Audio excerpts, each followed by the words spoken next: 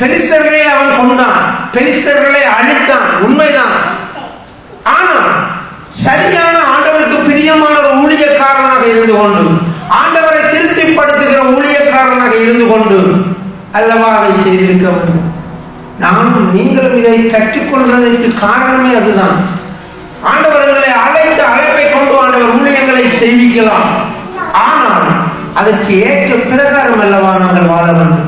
ஆண்டவருக்கு பிரியமானபடி அல்லவா நாங்கள் வாழ வேண்டும். இந்த இடத்துல அவன் மீண்டும் காசாவுக்கு போய், காசாவிலே பெலிஸ்தர்களுடைய தலைநகரம் இப்பொழுது இருக்கிற காசா தான் அந்த கடற்கரை பகுதியில் இருக்கிறது. அந்த காசா பகுதியில் போய் விபச்சார பெண்ணோட கொஞ்ச நாள் இருந்தான். பிறகு இன்னொரு பெண்ணை அவன் நினைச்சான், தெளிவாலை சந்திக்கிறான். அந்த அழகான மங்க இடத்திலே அவன் மயங்கி அவன் தன்னுடைய வாழ்க்கையை அங்கே இழந்து போகிறதை நாங்கள் பார்க்கிறோம். கடைசியாக அவள் திருப்பி திருப்பி கேட்கிறார், உன்னுடைய பிறத்தினுடைய ரகசியம் என்னென்று சொல்லி.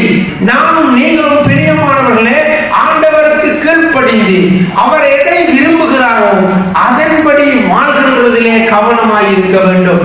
துணிகரமான பாவம், அலட்சிய போக்கான காரியங்கள் எனக்கு உங்களுக்கும் ஆண்டவர் கிருபையாய் தந்த ஒவ்வொரு வாய்ப்புகளிலும் உற்சாகமாய் நாங்கள் ஊழியங்களை செய்வதிலே கவனமாய் ஜாக்கிரதையாய் இருக்க வேண்டும் என்று பரிசுத்த ஆவியானவர் நம்மை அழைக்கிறார்.